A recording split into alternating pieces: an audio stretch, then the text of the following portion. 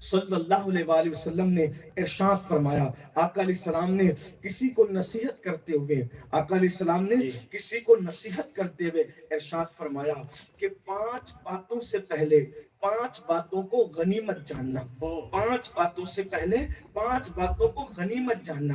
یاد رکھنا، جب اللہ نعمت دیتا ہے اس نعمت کی قدر کر لینا، کیونکہ جب وہ نعمت چلی جاتی ہے تو انسان پچھتاتا رہ جاتا ہے۔ یاد رکھیے، قدر نعمت بعد زوال، اس لیے 5 نعمتوں کا ذکر اللہ کے رسول صلی اللہ علیہ وآلہ وسلم نے فرمایا، 5 نعمتوں کا ذکر، اور اس کے ختم ہونے سے پہلے کے لیے آقا ارشاد فرماتے ہیں 5 کو 5 پر غنیمت جانو، یعنی 5 سے پہلے 5 کو غنیمت جانو۔ اور آقا علیہ الصلوۃ والتسلیم ارشاد فرماتے ہیں پہلی نعمت کیا ہے؟ فرمایا ہے آقا علیہ السلام نے، حیاتک قبل موتک، اپنی زندگی کو موت سے پہلے غنیمت جانو۔ زندگی سب سے بڑی نعمت ہے، زندگی سے بڑی نعمت کیا ہو سکتی ہے؟ ہم اس زندگی کی قدر نہیں کر رہے، زندگی کی ناقدری کر رہے ہیں۔ آپ سے میں پوچھتا ہوں، اگر کسی کی زندگی ختم ہو جائے، ڈاکٹر کے سامنے وہ آخری ہچکی لے رہا ہو، امریکہ کا ہو، یورپ کا ہو، عرب کا ہو، عجم کا ہو، کتنا بھی بڑا ڈاکٹر ہو، سائنسداں ہو، کتنا بھی ماہر ہو، کیا آخری ہچکی لیتے ہوئے انسان کو 1 سیکنڈ کوئی بڑھا سکتا ہے؟ اس کا 1 سیکنڈ توجہ فرمائیں۔ اگر آپ پوری دنیا کی دولت کو تول دیں ایک پلڑے میں اور دوسرے پلڑے میں 1 سیکنڈ رکھیں، صرف 1 سیکنڈ، 60 سیکنڈ کا 1 منٹ ہوتا ہے، 1 سیکنڈ، 1 سیکنڈ اس کو بچا لو ڈاکٹر صاحب، دنیا کے سارے ڈاکٹر بھی بچا سکتے۔ بلکہ بڑی بات آپ کو کہوں، موت کا فرشتہ بھی روح نکالتے وقت اس کی 1 سیکنڈ میں اضافہ نہیں کر سکتا۔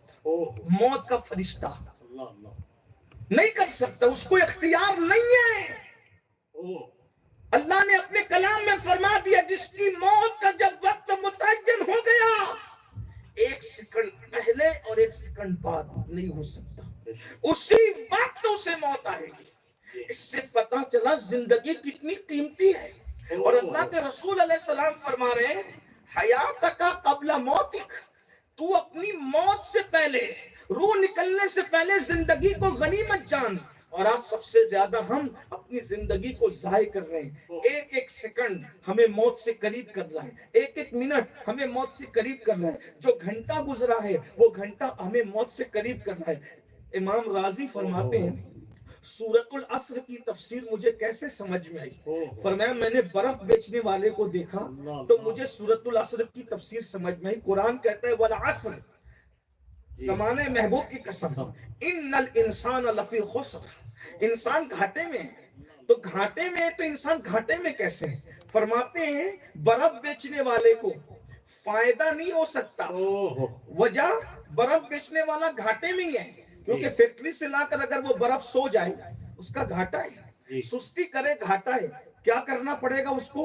اس گھاٹے سے بچنے کے لیے جلدی جلدی ختم ہونے والے برف کو دے کر نہ ختم ہونے والی رقم کو جمع کرنا۔ اگر برف بیچنے والا سستی کرے تو وہ گھاٹا ہی کھائے گا، اس کو چستی کرنی پڑے گی۔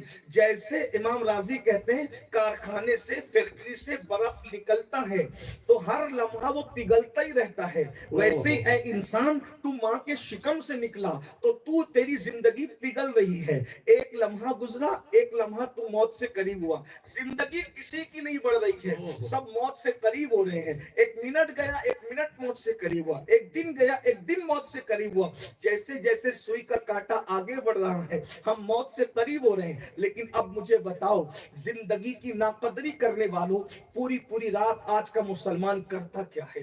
آدھی آدھی رات آج کا مسلمان کرتا کیا ہے؟ اللہ اکبر۔ میرے آقا علیہ الصلوۃ والتسلیم کے پیارے دیوانوں، زندگی کی ناقدری کرنے والوں والوں، جس وقت موت کی آخری ہچکی ہوگی اور جب موت کا فرشتہ سر پہ کھڑا ہوگا، اس وقت انسان کو احساس ہوگا، ہائے میری کتنی قیمتی زندگی میں نے ضائع کر دیا، میری زندگی کا اثاثہ ختم ہو گیا۔ اللہ اکبر۔ ایک بزرگ فرماتے ہیں کہ میں اپنے دوست کی قبر پر گیا، قبر پہ جانے کے بعد میں نے دعا کی، اے اللہ اس کے حالات مجھ پر منکشف کر دے، یہ میرا دوست ہے۔